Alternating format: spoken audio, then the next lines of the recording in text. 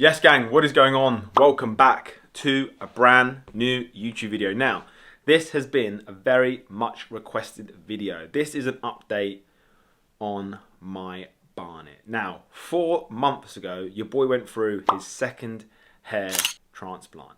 Alright, I didn't think I would ever have to talk too much about my hair transplant, but the crazy thing is the amount of messages that I get from men all over the world as well about my hair transplant and how I found it, how it's going, and would I recommend, is probably just as much as how much I get asked about Alphalete. So it is pretty insane. And I actually love talking about this because this is something that I know a lot of men struggle with, mentally. And I, for one, was one of those men. And if I hadn't have got my hairline done, then I wouldn't have the career that I've had in fitness and on social media, because I would not have done all the filming that I've done over the last 4 or 5 years. I can't remember how long I had since it's been some hair transplant. So 2018 was when I got my hair done. So literally 6-7 years ago now, isn't it? Crazy. And I really want to talk about it because it's been a journey this time round. And the way I say that is because I didn't expect it to be this, or take this long, if that makes sense. Now, it's only 4 months, and my hair right now, guys, is absolutely incredible. And you guys won't be able to see this, and you won't be able to know this, but about 4 or 5 weeks ago, I went back in for a PRP, which is basically, that stands for platelet-rich plasma. And what happens is they pull out blood out of your arm, they spin it around in a machine, and it separates the white from the red. And then they pump the PRP in the front of the hairline. And that massively helps with regrowth, the strength of the hair, and also how quick it grows. And about 4, 5, 6 weeks ago, I was thinking, doesn't look that much different to what it did before. And then all of a sudden it started to come through a lot more. Now there's still hairs in there, guys, which are like 4 mil long. You can't see them because you have to literally go through them and dig deep and have a little look around. Now, the reason mine looks so good already is because obviously my other hair transplant that I had years ago has grown back a lot quicker, and it's like that long. As you can see, it's that long, my old hair transplant. The new hair transplant is all obviously a lot more at the front as well, which is only about that. But like I said, some of it is like 4 mil high as well. So there's still a lot of regrowth to come. 4 months is not a long time, guys, all right? Full recovery, you're looking at about a year. I have said to people before in the past, 7-8 months is literally, you know what you're going to get. At 7-8-9 month mark, you can see the hair that's coming through and how much you're going to get in regards to regrowth. And then it will just get better and better. And hair transplants, if you look after them well, guys, actually do get better with age. But after 12 months, you'll see the full sort of recovery, if you like. So I'm only 4 months in, little over 4 months. I got it done in November. So I can't express to you guys enough how happy I am with it this time round. And the biggest thing I've noticed as well is the whole point of this hair transplant is not to change the shape of the line, because I was pretty happy with that anyway, is to thicken it up. And under downlighters, you're always going to see a little bit of like hair thinness, if you like, because that's just how it is. Even if you didn't have a hair transplant, you'd still see a bit of thinness there under a downlighter because there's no shadows. So, but I have noticed a huge difference in doing that. I've not got downlighters on now. I'm just out in the living room with natural lighting, so it might look a bit different as well. However, I'm super happy with how it's looking so far, and it's only going to get better and better. So I will continue to do these update videos. But what I thought I would talk about today is not just how it's looking, because it is looking absolutely unbelievable. It's also what I've done that I think massively helps with this, because there's a guy that goes to my gym actually has his hair transplant, and also I love other people who have had hair transplants where I go or where I've been, ask me questions about this all the time. What do I do to make it look more natural and to keep the health into the hair? Because it does go quite dry. If you get a hair transplant, you'll know that your hair will go pretty dry. But what I do that I think really, really helps is once a week, after obviously you've gone through the process of not being able to wash it and stuff, once a week what I do is I do what I call is a massive conditioning sesh. And I don't mean conditioning in the gym. I mean, I have a nice hot bath once a week. I'll wash my hair thoroughly with good shampoo, which I get from Amazon, which I think is a great shampoo. It's a garlic shampoo.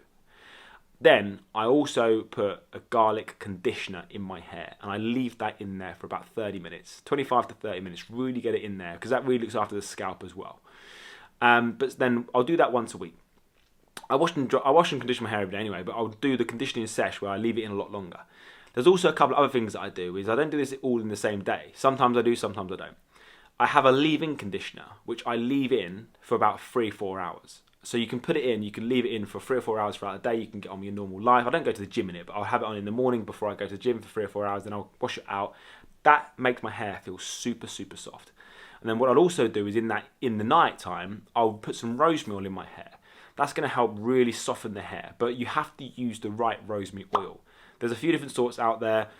You have to use rosemary oil for hair. It has to be for hair specifically, so make sure you get the right one.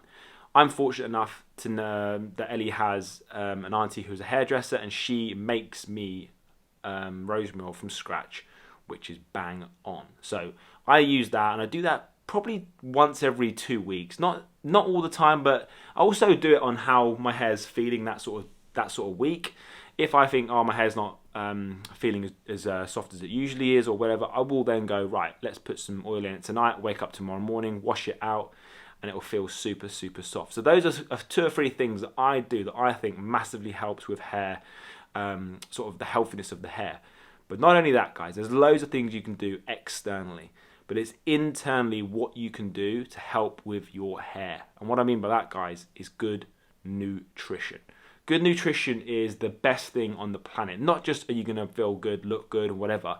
It's going to give your hair, your skin, your nails, all the right nutrients that it needs to help it be more healthy. And that is the number one thing that I can say. Also, hydration.